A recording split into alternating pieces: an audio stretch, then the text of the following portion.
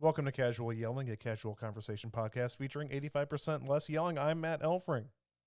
Last episode you heard was Jack Baker and I talking about our creative endeavors early in the Chicago suburbs comedy scene. This one I kind of take over a little, and I talk to Jack about a lot of personal things. We talk about his wedding and his comedy special and him doing stand-up, but there's a lot of stuff here that's about me and my personal issues that I had over the course of the past couple of years, because Jack and I hadn't really talked too much during this time. So enjoy the episode. Again, there's a lot about me in here, but it's still good.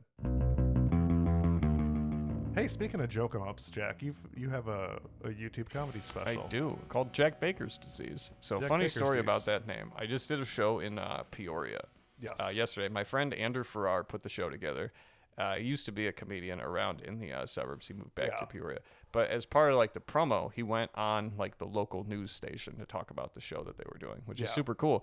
But they did not want him to mention the name of my special because they said Jack Baker's Disease didn't sound fun and it sounded sad.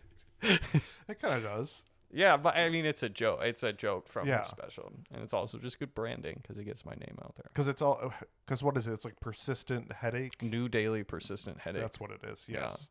And you've got a headache right now. I do, but it's fine. Okay. I'm good. And yeah, as my wife mentioned, that because that's staying, not all of it's staying in, but that part is. But as it should. Allergic to milk, which you've talked about, and comedy. I did a big chunk about being allergic to milk on my special, and I was like, well, I'm probably done. And now I've written like 4 more minutes of allergic to milk jokes. I'm gonna pull out the text my wife made me send to you the day we were Please at ice do. cream shop, Please do. because she had like my wife's known you A long time. as long as I've known you. Yeah, I mean, because essentially. we used to come here to film the show. So to film on a green. It's because Lewis and I just bought I bought a green screen. Lewis kept it, which I was a little bummed about. does he still have it? He sold it. Yeah. God, where's this start? I guess we have been texting a lot. You should take him to small claims court and get that back. No. This was, oh no, you sent happy birthday. Okay, this is Saturday, April 13th. I say, Nina wants to know what you drank as a baby because you're allergic to milk. And we were talking about, we're eating ice cream, and she's like, doesn't Jack Baker like lactose intolerant? And I stood up for you. I'm like, no. Thank you. He is allergic to milk. Thank There's you. a huge difference. It is one of my biggest pet peeves. It is such a small, unimportant thing, but it makes me so angry. I feel like lactose intolerant people, it's stolen valor. Like they don't deserve to get to complain about it because they could take a pill. But also, like, lactose intolerance is just like, I get real fartsy. Yeah. It's not like I can die. Yeah, it's a little different. A little. But we were talking about, like, well, I'm pretty sure I had, like, sheep's cheese with Delicious. Jack before. It's great. A nice Romano. That would be a sheep's milk cheese. That's And goat my cheese. favorite. Yeah. And goat cheese we've had. So I was like, no, here's what I remember. Jack and I don't talk as much anymore. You said you're allergic to cow's milk. My mom is not a cow, so I was all good there. How long? That's a pretty good answer. Yeah.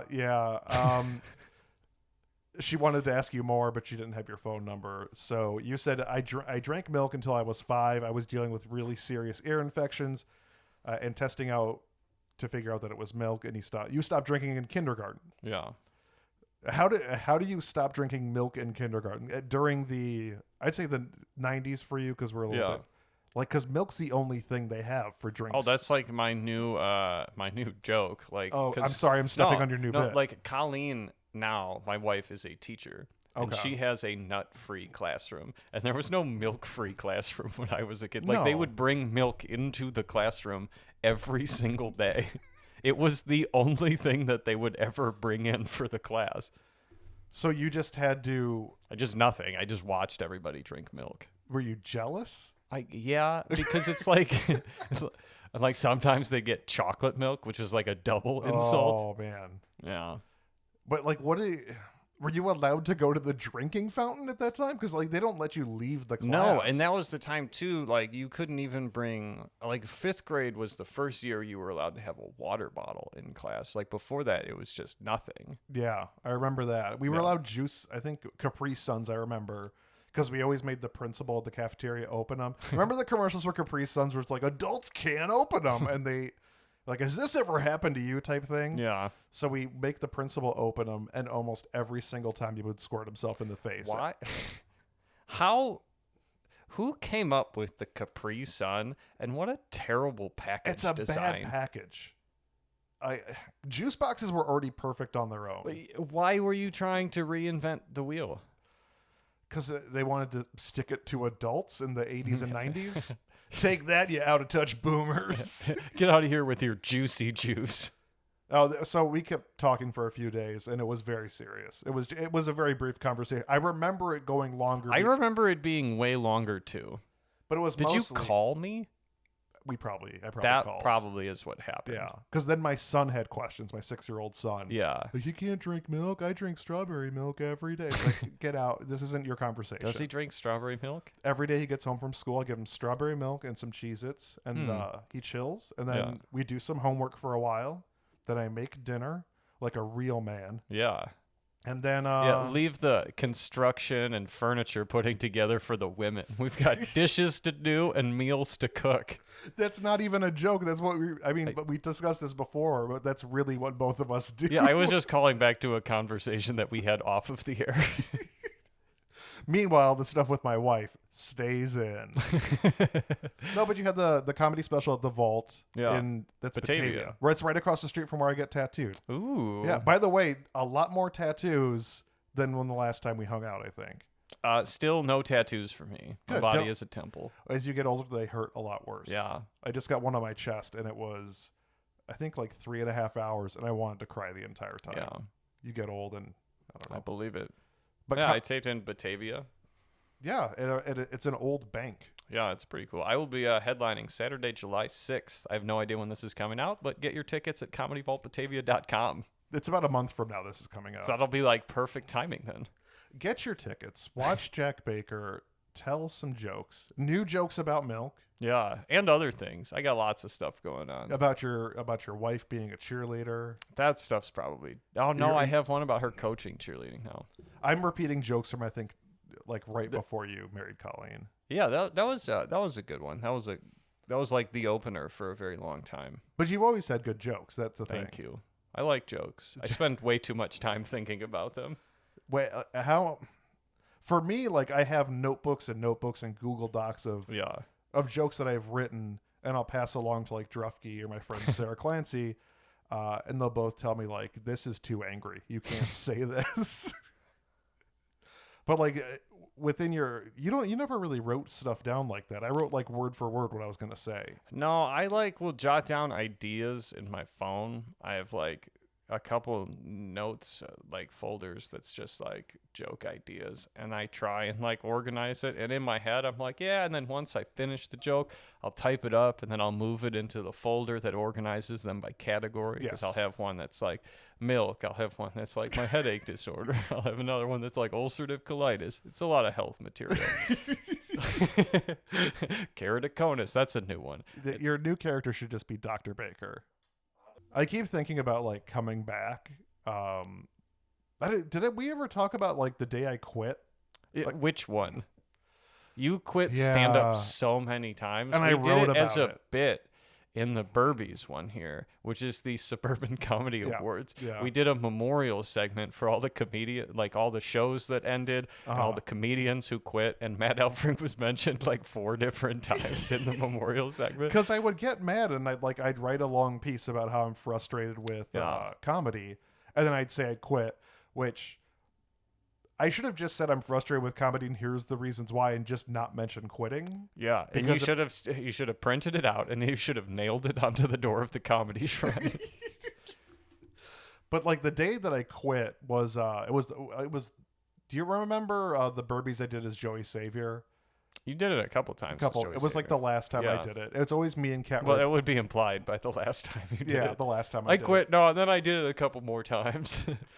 It was me and Kat Rabarsky, and I had written out a script for us to do about how like scripted material is very bad for comedy, and then like we threw the script away, and then we both pulled out more Script Street, which is like, haha, this is a funny bit. It did very well, but it's not a funny bit. After the show, I'm not going to mention names. I'll tell you off air. We're at the bar. Everybody's super drunk, and at this point, I kind of like stopped drinking. Like I wasn't drinking as much, maybe like once a week playing D&D. But I went over to talk to Drufke, and there was 2 comedians there that I was friends with, Mm-hmm. and I said like, "Thanks for having me on, Drufke," or whatever. And one of the guys turned to me. He's like, "Get the F out of here, Elfring. No one likes you." I'm like, "Okay, that's a weird thing." And then the other guy next to him said like, "Yeah, just get out. Like your comedy sucks." I'm like, "Okay, this isn't really helpful." And I'm like, "All right, I'll go outside and smoke a cigarette." That's kind of a bummer. Yeah, it was weird. Now I'm trying to figure out who it is. I'll tell you right now. I'll do the clap. And now we're back. No one's gonna know but Jack. Ooh. I'll tell you the third person too and do the clap. Okay. So I go outside and smoke, and there is a newer comedian. Like I was kind of familiar with her, Yeah. but she had just started. And I was telling her like, I'm just going to start clapping, and then you're going to get confused about what has to get cut out. no, I mean like I'll know because it'll be on my track and not on your Oh, track. man. Yeah, things have very much leveled up since we were doing Yeah, it. this is such a nice setup you have here.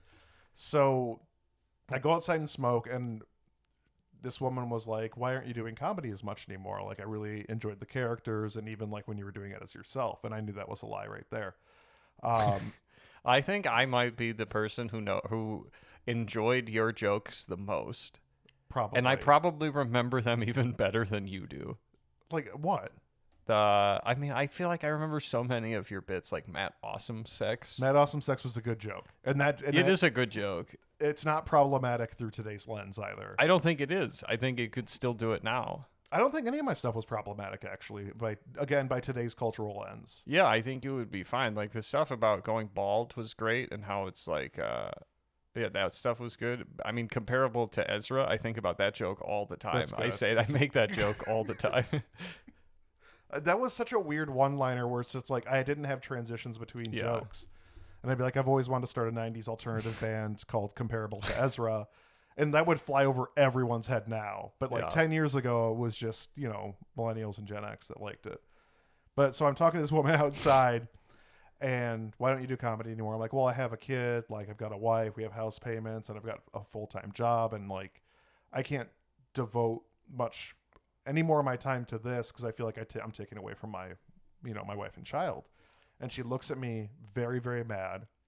She's like, I work bartending at night, I've got a job during the day, and I've got 3 kids, so what's your excuse? I'm just like, okay, this is really weird and angry. Yeah. And I got in my car and left. And Good for you. That was it. Yeah, I think that was also the Burbies that I didn't go to.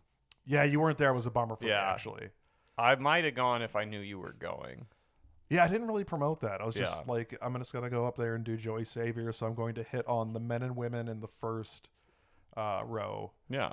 I And love Joey Savior. Joey Savior was good. He was just an oversexed magician. It's a bummer that you never recorded his Magic album. I think it's such a funny concept. It Magic you can't see. magic you can't see, and it was my whole act, but you couldn't see the magic. It's so tricks. funny as an idea. I don't know that it would be funny in execution, but as No. a concept, it's so unbelievably funny. It was like the concept I had of Saucy Snells, where it was, what if there was an insult comic that was like Milli Vanilli-ing his way through, and he just had like a backing track that like he would just be an insult comic, or like the track would mess up and he'd flip out. Yeah, that was a great bit. That was a good bit. It worked like 2 times. Oh, there were 3 times because I did a Halloween version too. Oh, okay. The best one was Teddy Beers, which I think legit could actually work as a character Right that now someone it would could. do on stage. Yeah. It's a blue collar. That was an experiment. That wasn't really because you would all write the jokes. It was Jordan and I would write the jokes, and it Yeah. would be a clear difference between the ones that were written by Oh, me and then man. the ones that were written by Jordan. 'Cause Jordan's- the Jordans were way too far. They were very misogynistic, and Yeah. Jordan is not a misogynist by any means. No, But like they were, his idea of what he wanted Teddy Beers to be, it was so different from what I wanted Teddy Beers to be. he wanted him to be a blue collar Andrew Dice Clay. I think that's Yeah. kind of where we were Yeah. at. And I just wanted to be like, not Ron White. Yeah, Ron White. My wife Ava, My wife Ava. she's so fat. Yeah, again, They say you are what you eat. My wife Ava, she eats a lot of beef. it's Because she's a cow. I think I need another beers. looking at you, 312. God damn it! How do you remember all this? What was the other one? His son's name was Chip. Yeah, I can't remember. It was something like a chip off the. Yeah, my son Chip. He's a real chip off the old block. He eats a lot of chocolate chips.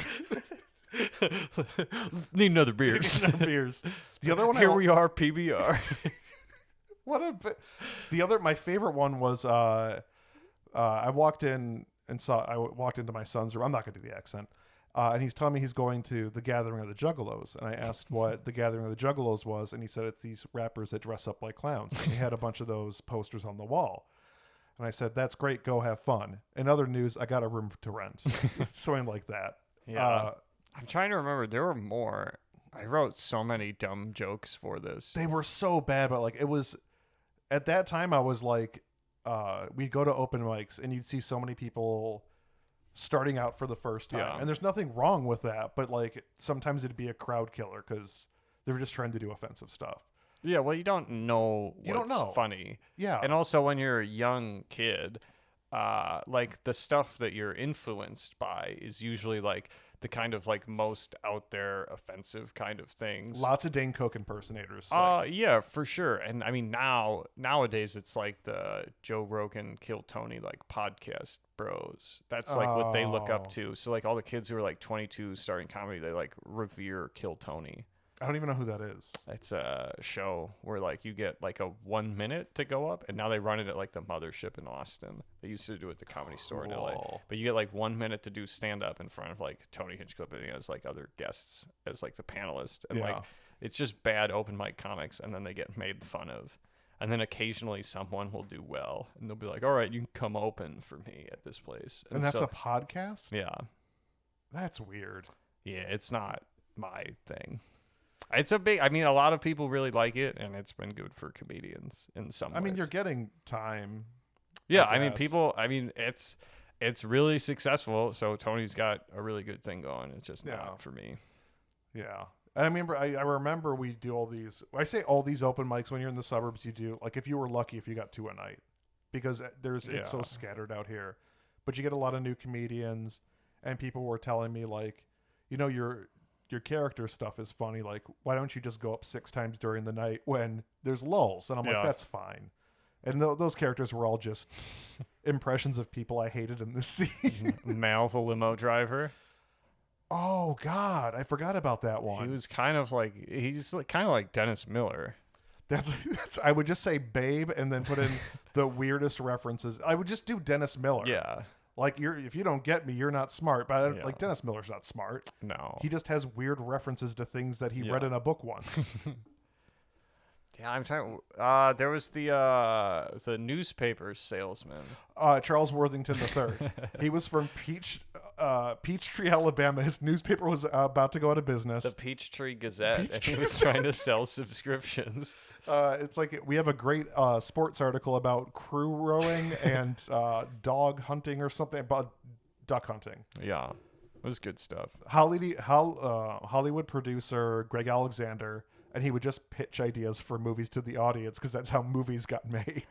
Yeah, it was. Yeah, we were really breaking ground, kind of some pretty alternative comedy going on in the suburbs in the 2010s. We were just trying to have fun. Yeah. Because there's people that took comedy very seriously.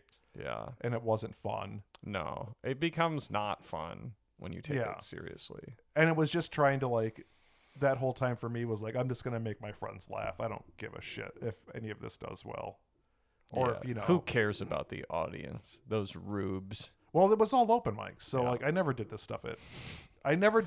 Like featuring somewhere. Yeah, I was offered $300 to do a feature set as Joey Savior, and I'm like, no, like the audience is not going to get this. Yeah, you should have done it for $300. Yeah, you should have done it. I think Drufke paid me $75 to do it. It's still not Friday. Yeah, and I was like, all right, the audience. That's a bummer. I've never gotten paid $75 to do that show. But wait. But you got to do a special that looked really good. Yeah, I'm really happy. The company, the Mind Faucet, is the group that filmed it. They're really good. Maddie was the director. He did an amazing job. I'm super happy. with how it turned out. They did a lot of stuff for the Comedy Vault, so I kind of got connected with them through, Mike, the owner there. I'm vaguely familiar because when Comedy Vault came up, I was done. I was out. That's long after your time. It's a really nice club. I like it a lot. They've been very good to me. I think they do a lot of good shows. Because they had just had Bobcat Goldthwait there, and you opened for him. You've been opening for him a lot, actually. Yeah, he's a good friend, so that's super fun. Look at you. Yeah, it's so weird. Like when you start, comedy, you never know like the kind of people that you're going to like run into and cross paths with. Yeah. But then and you just randomly like this 60-plus-year-old guy who like my parents watched in the 80s is like weirdly my good friend, and we would like drive to do comedy shows together. I was trying to explain to somebody the other day. They're like, "Oh, Bobcat Goldthwait, the guy that was like Police Academy." Like, no, like he's still like a working director. Like He's making movies all the time. He's a cameraman somewhere or something like that. He used to do. He directed the Jimmy Kimmel Show for a long time. That's what it was. Now he's taping a lot of stand-up specials. He's doing one for Pete Davidson.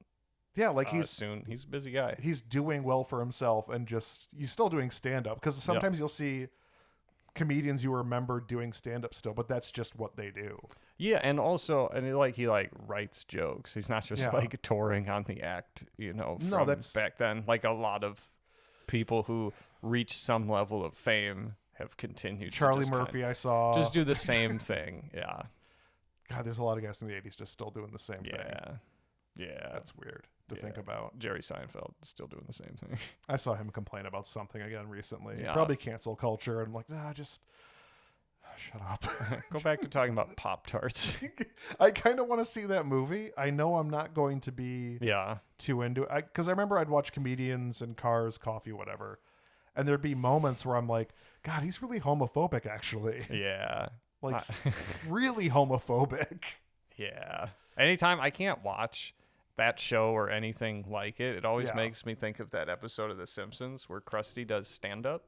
And he has to he's like Jay Leno is coaching him to trying to like write relatable material, and he's like, like when your butler brings back your garters and they're still covered in schmutz.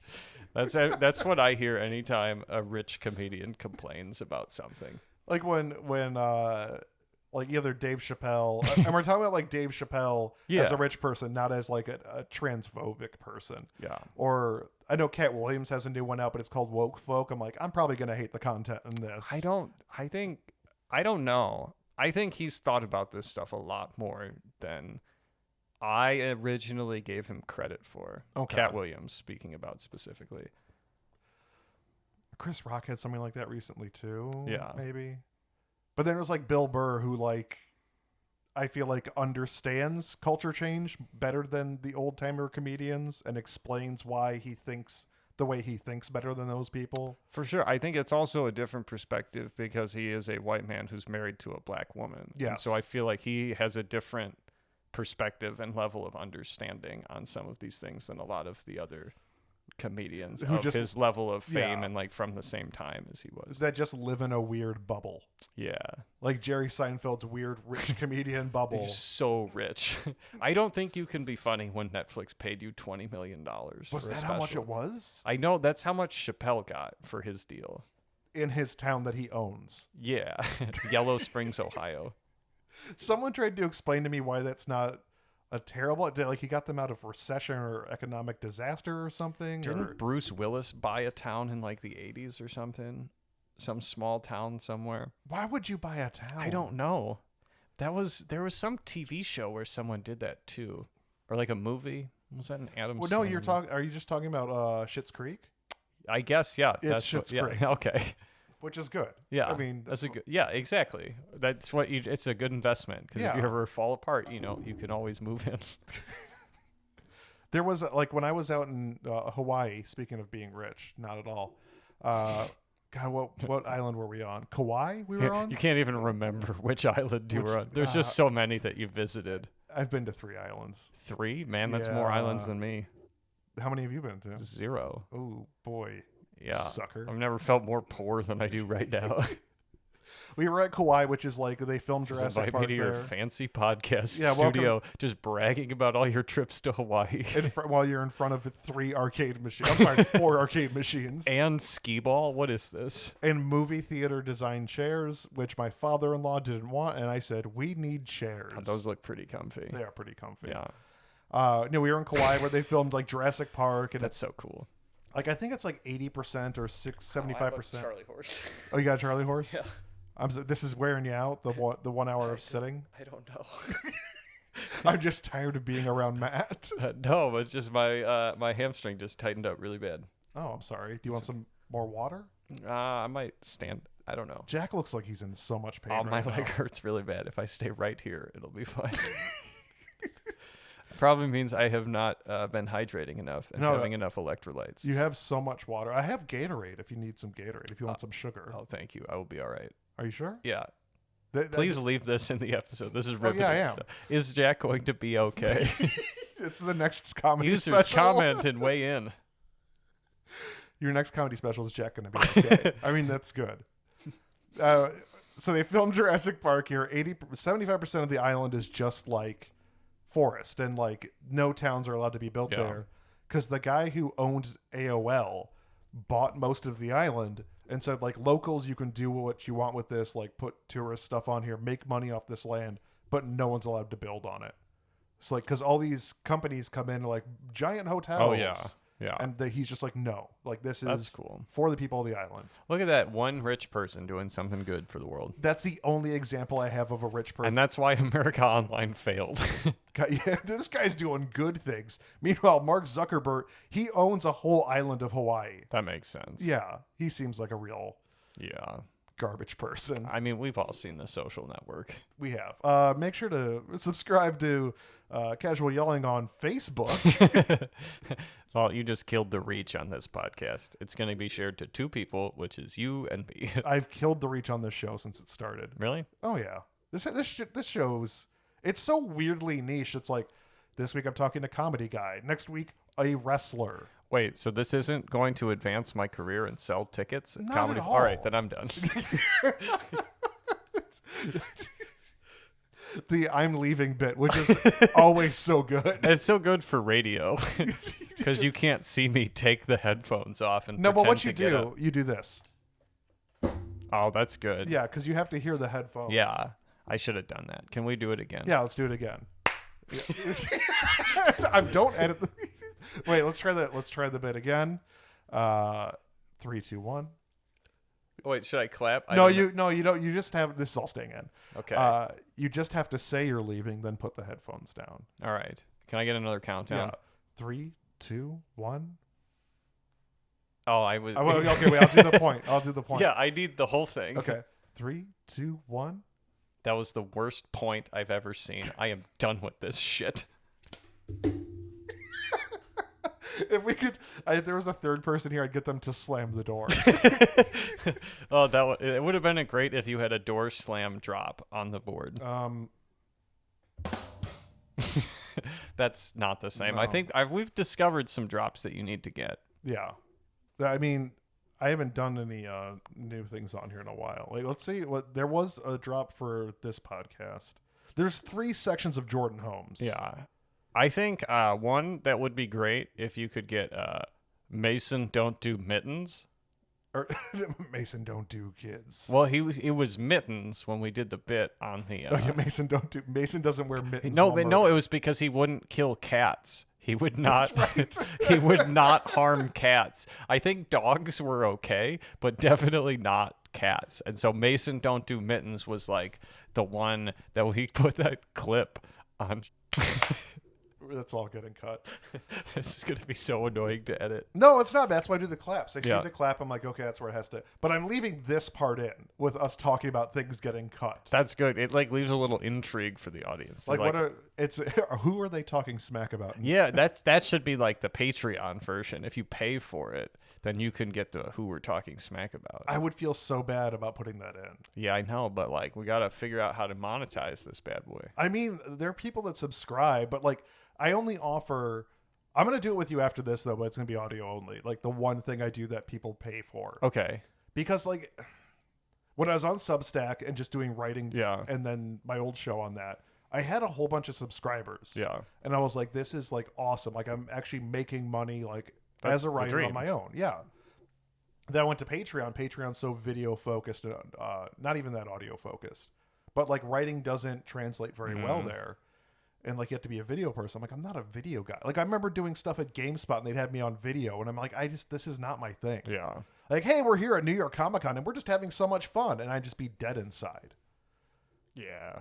You get to be in videos on occasion. I'm not. I mean, I like stand up. No, if like for work. Yeah, I mean, a little bit. I don't really like it. I don't really like being on camera. I like being on stage. I think there's a very big difference. A very, very big. Yeah. But then, I feel like I would do better if it was like filming something in front of an audience. I feel like I would Yeah. do well with that because I would just be playing to the audience. so this is uncomfortable for you. Well, no, because you and I have done this so many times Yeah, that it's yeah. not. But if you were with a person that you kind of know Yeah. doing a podcast. It's uncomfortable. Yeah. Yeah. Yeah. Especially if they're really like. Especially if someone's bad at doing podcasts. Yeah. Because like I have such a hard time with it Yeah. because we did it so much and we did so many episodes. I mean, how many did we do? Almost 200? No, it wasn't. I think it was like nearing 100. Okay. But we did it a lot and we would do it all the time and eventually like you figure out like the rhythm and how Yeah. things need to move. And it's like, no, you got to stop doing this topic because this is not good for people who are No. listening.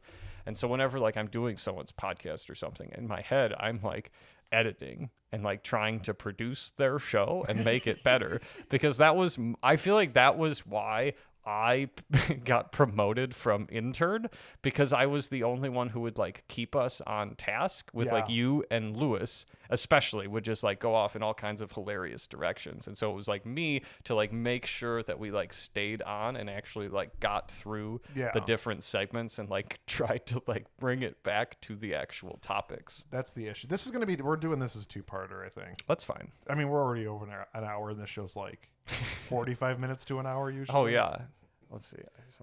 Oh, do you have somewhere to be though? No, I don't have any. Okay. And I am also so lonely because my wife and son are at Disney World and I've just been alone for 4 days. Oh, that's fun. It's weird. Like, we're allowed to mention your wife's name, Yeah. right? Because I'm kind of weird about that. Like, I Oh, that's never fine. mentioned my son's name. Ever. Yeah. But have you been at a point yet? Because you've been married for a while. We've been married 6 years. 6 years. Yeah. I do want to talk about that wedding in a second. Okay, for sure. Um, There's so many things that'll be fun to talk about. But you've been together in a house for a bit? Yeah. Has she left for numerous days? There's been a couple of times like Colleen's mom, my wife's mom, lives out of town, and so she'll like come and visit, but she'll like use hotel points and they'll like stay in a hotel. So there've been like a couple of days where Colleen like hasn't really been there. It's just been me and Winston, which Yeah. is the dog, and that's fine. Him and I are buds, so we. But get I along. feel like when you're in your 20s, Yeah. maybe even like early 30s, there's this wonderful dream of being alone, of like, I'm gonna party, like I'm gonna do like so much fun stuff. And now that I'm like 42 and my wife and kid are gone, I'm just like, I miss them so much, and like, Oh, yeah, I hate it's- being alone. It's so you don't realize just like how quiet it is Yeah. when there's no one else here. I mean, you have a dog, I have a dog, and so like there's stuff going on. You have to like get up and like go outside. We have to go Yeah. outside so much more than you do because the dog's a little more high energy than your old pup. A 4-year-old Australian Shepherd walks like 5 miles a day. Yeah, my dog's like 10 years Yeah, old. so there's like a lot, but it's still like there's no one talking. There's nothing like happening. It's just very quiet. I like quiet time. I like time alone, and so I Yeah. have that like in the morning and stuff. But like when it goes on for like a whole day or a weekend, I just like run out of things to do. Like I will always I like to get really high and clean the house. That's like my favorite thing to do. I really enjoy cleaning the house. That's mostly because my wife she loves to have we worked so hard to own this house. You have a very nice house. Thank you. I appreciate that. Nina will appreciate that as well. Yeah, please tell her it is very nice. I am very jealous, so I would like our house to look like this. But we redid one room a year. And that's when I was working full time, so I had the money. Now, we have to put new windows in, and we're like, this is going to be pricey, so we have to like really work at that. But completely forgot where we're going. We're talking about alone, cleaning. Being alone. Yeah. Yeah, cleaning. Like you want to really appreciate the space that you live in and show people like not even for other people, for yourselves, like be proud of what you live in. Yeah. I mean, it's good. I mean, the house where I grew up in was not taken care of. It was not a good living environment. Yeah. And so for me, it's like, no, this is like my house. Like we worked really hard to buy it. And so we want to take care of it. And we want to make it a nice place to live. That's why you redo, like I said, one room every year. Yeah. I mean, we have to redo our bathroom. Oh, we did that second. Yeah, It's still not great. I don't want to do it because we only have one shower. So if we redo the I don't know what we're going to do. We have one bathroom and one shower. Yeah, but when it's being redone. Oh, I got a good story for that. Here's what you do. Okay. If your dad owns a business right down the street from you. My dad's business was like Elfring Fonts. Elfring Fonts. Rest in peace. All right. Well, he just runs it out of like the basement at where I grew up. Yeah. Oh, well, so then not rest in peace. No. Unless they're napping on They're Sunday. napping. My dad's probably bike riding right now. That sounds intense. Yeah, Good for him. He's 70. He's out there bike riding. Like, I wish I was more active. Yeah. Like he's doing well. That's good. Yeah. Like he's gonna live till he will outlive me. That's what a nice positive way to look at it. But I mean, that's how healthy he is. Well, but think about the cool custom font that you could get on your tombstone then. I could really. I'm not gonna have a tombstone. No? I've told Nina this so many times, and she won't do it. Like ultimately, she's gonna be the person that decides what happens when I die. This is getting really dark. That's okay. But I told her, like, first off, I'm dead. I don't care what you do with my body. Like I'm gone. Yeah. But I was like, I'd like to be burned or crematorium. Yeah. Because like I'm like graves take up too much space. That's I'm true. really thinking environmentally. That's here. really nice of you. Thinking big picture. Big picture. Like I don't want to like take up space because you can't do anything with the graveyard. It's just there forever. Yeah. So like, what's the point? Like, just throw my ashes somewhere. I think I haven't really thought about this too much, but I would maybe do cremation. I would also maybe just say donate my body to a medical school and let them figure it out. Like, what? It's my body. Who cares? It's not. I'm not using it for anything else. So like, if someone could use it, why not? I was very much into that idea of like donate for science. Also, I'm an organ donor, so like take everything. They probably don't want my organs. Yeah, I mean, like my lungs are probably shot. Like my kidneys are good. Yeah, I know that. My stomach's probably good.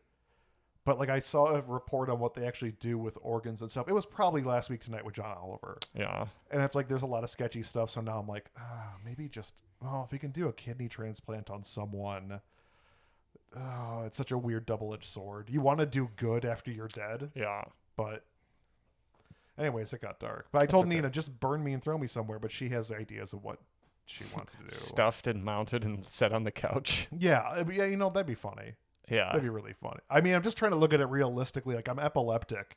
I'm surprised I've lasted this long. Well, yeah. I mean, like, I'm not trying to be a downer. Yeah. I mean, like, when you know your limitations, you know about, like, I'm probably going to get dimension. I'm probably going to go to a different dimension. I'll probably get dementia at some point when I'm older. Like, I know I have epilepsy. I could die from a seizure. Yeah. I mean, like, I'm not trying to be a downer. Like, it's not funny to me. I'm just trying to be a realist and enjoy what I have left. Well, that's it's sort of dark, but that's also like a positive way to look at life. That's why I don't feel like it's dark to me. Yeah. Because, like, I have a kid, I've got a great wife, great kid as well. But I've got a dog that fights. I love the best thing that ever happened to me was having a son. And having a kid is not for everyone. Yeah. And I'm cool with that. But, like, for me, it was, like, that made me go from, like, suicidal depression to, like, oh, I can't do that. It's so dark, but I'm fine with talking about this shit. It changed my life in a good way. So good. I needed it. Yeah. Anyways. Let's go from dark to light. No, I'm fine. I told you I was just going to do the clapping bit, and it's just going to be a annoying. Good bit. I like it. I mean, the whole idea is like with this show and just with talking to friends in general, like I'm just going to be honest. I'm not going to try to pretend to be some asshole on the internet who's like, check out my Instagram pictures. Like I'm in Hawaii. I hate this stuff so much. Like I have to do it for promoting comedy. It just, I don't want to It's do not that. you. I don't want to put my stuff. I don't want to like live my life to create content to put on social media so that I can get followers to sell more tickets to comedy shows. But I like what you're putting up. I mean, I watch everything you put up. Thank you. That's very I nice. really do. I'm not saying that to like, I try and put bullshit. up quality, and whatever happens with it, I'm not going to run ads. I'm not going to sponsor my clips. That's ridiculous. Yeah. People are paying. Like, anytime I go on Instagram, it's so much comedy, and there's so many people that are paying to promote, like, crowd work reels. And it's like, what are you doing? Why do you think that's going to make people like want to become a fan of yours? It doesn't make any sense. But I say all this as someone that has a Patreon pay me money tier. I think it's parallel to that. I feel like it is. But it's even worse. Well, it's so much worse what they're doing because they're paying money to Meta, Facebook, and Instagram. Oh, yeah. To boost the reach of their clips because they weren't able to generate views just from the quality of their content. That's a tricky situation. Like when I go on LinkedIn and I'm like, hey, I'm looking for a job and no one says anything. Or I'll say like, hey, LinkedIn sucks. And then people will be angry at me. I'm like, well, it does Your suck. LinkedIn bits were some of my favorite. When you were like doing the ridiculous like LinkedIn posts, I definitely showed them to people at my office and we all read and have a good laugh. So. I think I've been like blackballed or from a lot of like posting on LinkedIn because of what I've said about it. Because we talk about when I was laid off on occasion. Yeah. January 19th, 2023. Well, who's keeping track? Yeah, who's keeping track? But I went through a time where like I was having seizures. I was switching medication. It was the darkest moment of my life. I was on a medicine that made me moody, and I already had issues with depression. So it was highs, and it was, again, the darkest point of my life before I got on new meds, which made me feel normal. Good. And I was writing really angry and depressing stuff because I had to get it out. Yeah. And a lot of it I got out by talking about how much disingenuity and like how much bullshit LinkedIn is. It's terrible.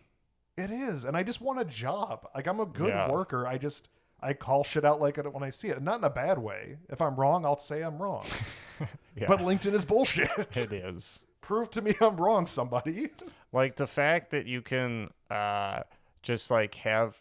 It will automatically prompt you with AI-generated responses and comments to things. It's like, what are we doing here? I don't care. What is the point of any of this then? Because that's definitely not you. Like, you can present the false version of yourself and be like, hey, having a great time at work. Everybody that works around me is super great.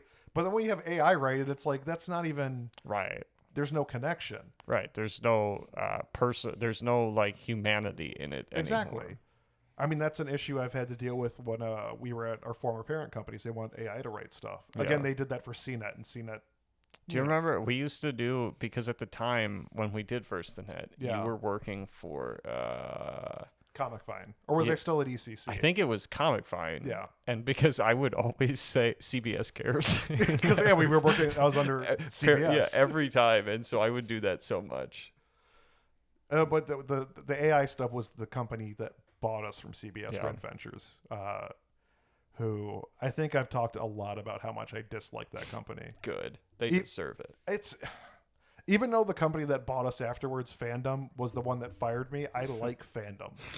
Even though like they did mass layoffs and got rid of me, I was like, well, they're a good company. You disapprove of their Matt Elfring employment policy, but a lot of their other stuff you saw eye to eye. Yeah, I mean, I've thought about like why I was laid off so much.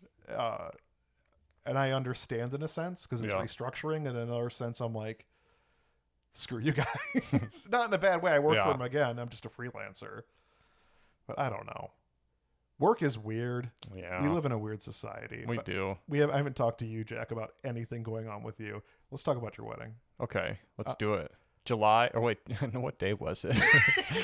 June 16th, 2017. Colleen, I know you're not listening, but I'm sorry.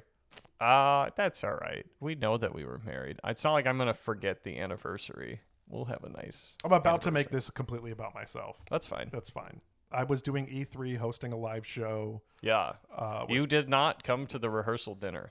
No, I was in Los Angeles. I remember when we were talking about this, Colleen was fine. She's like, guys, they don't have anything to do at a rehearsal dinner. Yeah. But some of her bridesmaids were, they were not happy that you were not going to be at the rehearsal dinner.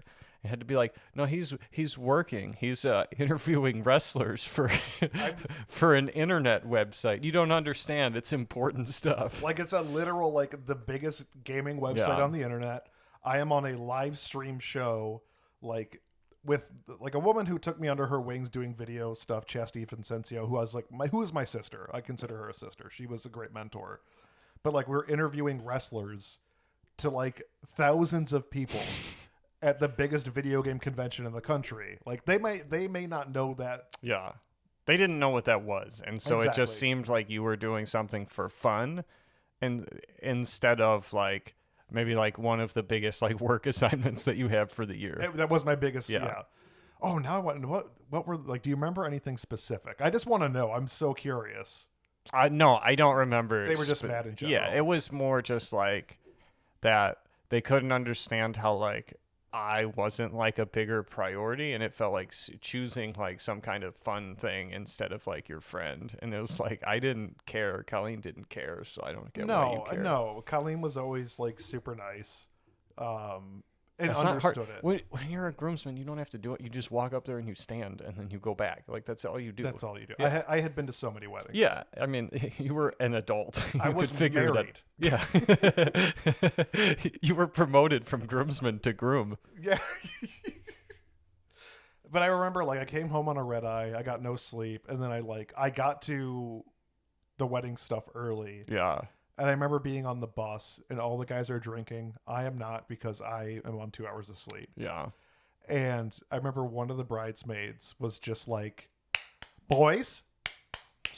And boys is what bugged me. The clapback stuff didn't bug me. But she kept calling us all boys. I'm like 4 years older than you. I have a mortgage. I'm just tired. Yeah. But very like directy. And I understand like the group of gentlemen we were with. It was such an interesting group. Because it was 3 comedians. It was Yeah. myself, Jordan Holmes, who has all the opinions. I love Jordan to death. Yeah. But he's loud and has opinions. And Joe, who's a wild card. Yeah, I feel like when you bring all of these different people together, Jordan is especially someone who you have to like give people a heads up about before. And like, I love Jordan. He's one of my best friends. But he's not everybody's cup of tea. No, not at all. And so like him, and even Joe a little bit, especially Joe's at that time. weird. Yeah, he could be a lot. I love Joe too. And then you had like real life friends. Yeah, Dean and Tim was like, one was like my friend growing up, and one was from college. Yeah. I don't think I think we're both on the same pages, but there's the hierarchy of friends, like where it's you do comedy together, your comedy acquaintances, your comedy friends, then the level above that is real life acquaintances, then real life friends. See, I don't know that that hierarchy would be the same for me. I think What's like that? so it was like you do comedy together, and you Yeah. become comedy acquaintances when you see them around, Yeah. and then you become real life acquaintances. I think Okay. that comes in there for me, and then like comedy friends, and then real life friends beyond that. And that's like real life. The difference between comedy friends and real life friends is like, would you hang out with this person outside of comedy? Would I you agree. actually like go eat lunch with this person or something Yeah. like that? That's not strictly at a comedy show. Come to their podcast or house and do a podcast. That's still comedy That's still related. comedy. It is. Yeah, it is. It But is. if you do it enough times, it becomes a real life friend thing, even if it's still in the just realm of comedy. But that's the excuse of like when you do comedy, I feel like you're looking for attention in Yeah. one aspect, and we all were looking for attention. Of course, that's the reason why you do comedy. It's exactly. Yeah. You're looking for people that are strangers to pat you on the back, and that's real. I Yeah. mean, but then I would be doing side projects with like doing video and audio, and it would literally be just to like hang out with you guys. Yeah, for guys, I feel like inviting someone on your podcast or like to do a thing with you is like, because we can't be honest about our feelings. Yeah. It's like a way you can be like, you can try and create a friendship or like Mm-hmm. hang out with a person where you don't have to like be honest and vulnerable and like actually like real about your intention. I can be like, do you just want to hang out? Be like, oh, that's kind of a lot. But if it's like, hey, you want to come do my podcast? It's like, sure. Yeah. So it's like it creates like a, I don't know, an easier way for us to communicate about feelings. I think it's all comedians in general because we're all so standoffish. Like I remember I'd go with like Kat Robarski, Jessica Richardson, who was I think a little before your time. Yeah, I know her. We did a couple of shows together. Yeah, like I produce her show now. Yeah. Gifted Kid, Messy Adult. But like because women in the scene back when we were doing it, like there was a lot of misogyny. Yeah, there still is. I'm sure there were like, oh, a woman come into the stage. It's like, no, she's better than you by a lot. Like I remember when Kristen Toomey was first coming up, and Kristen is the best. She's the best so comedian good in Chicago. Yeah, but they'd be like, oh, girl coming to say, I'm like, she's gonna blow you out of the water. The shit you're going to say about your dick for 10 minutes, like, she's going to destroy you. She's going to make a better joke about your dick in the first 10 seconds on stage than you will ever write in your entire career. And then she's going to go on and talk about all kinds of funny things that are way better than you could ever do. Yeah. But I'd hang out with Kat and Jessica, and, like, we just write together. Yeah. And, like, I was trying to just be friendly with people because, like, there are people that I liked. Mm-hmm. And that was the same thing with you and Lewis. There's a few others in there too, obviously Jordan and Joe, but it was mainly you and Lewis because I'm like, I like these guys personality wise. We all get along. Yeah. I feel like we were all funny individually, and then putting us all together made something even better. Like we all just like bounced off of each other really, really well. Yeah. We never had to like work on it. It was just like right from the beginning. It was always fun. And there was no real bullshit between us. Yeah. Like, there was issues that Lewis had, I know, with you and I back in the day talking shit about other people. Yeah. That's just how that scene was. I mean, we were also just a clique of people that other comedians liked, but we were like standoffish assholes. Kind of, yeah. Yeah. That dissipated a bit, but you know, we were the funnier guys in the room, and so like new people would come and be like, hey, let's talk shit. And it was awful. Like, yeah, we weren't good. We weren't like a good example for not new at all. Comedians because we would like hang out in the lobby or like hang out outside and like not watch the stuff. So I think that we introduced a lot of bad habits. I completely agree. That's okay. Is it okay? I mean, I don't know. The way I look at it now is I try and be supportive, and if someone asks me for help, like a newer comedian, I will try and help them, and I will help them if that I see them actually putting the work in. If they're really trying and writing new things, I will help out anybody. I'll try and do that. But if you're going to come up to me and ask for help, but you're not trying and you're not doing the work on your own, I'm not going to tell you how to get ahead. Yeah. I'm not going to help you with a shortcut if you're not like putting yourself out there.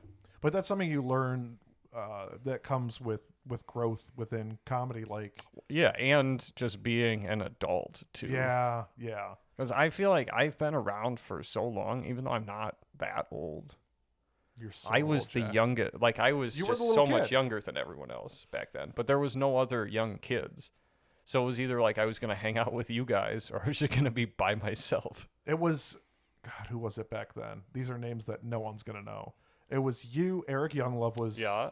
Eric Younglove lives a block away, by the way. Really? He lives like a block Field away. trip. But let's just go walk over there. We don't talk ever. That's funny. But yeah, it's cool. Like I live right near Eric Younglove. He was great. Yeah, I mean, He was so good. Yeah, he was really funny, and we did that show. But he was also later too. Like we Yeah. had been doing that stuff for a while by the time he started. But you definitely were the youngest guy, Yeah. easily. But then we became this weird clique where we ran a show at Comedy Under the Tap where it was just the friends, like just our group. Yeah. And it was really, that was the point where I'm like, oh, I think we might kind of be like assholes. Yeah. Because we wouldn't let anybody outside of our group. Again, Richard Garcia's America's whatever. Anybody was invited to do the open mic there, but it was pretty much just for us. Yeah, it was not like we were not like really working on bits. We were just goofing off and trying to entertain each other. We were the big fish in the small pond. But then you go to Chicago and you get a slap in the face by like, oh yeah, like no one gives a shit about us out here. Well, no one gives a shit about anyone in Chicago either. So Hey, thanks for listening. There's another episode of this, maybe two, coming out in the upcoming weeks. Thanks for Jack for coming to my house and hanging out in front of my movie chairs at Arcade Games. And all the information for Jack Baker is in the show notes for this show. Jack Baker's Disease on YouTube. There we go. That's it. See you next week.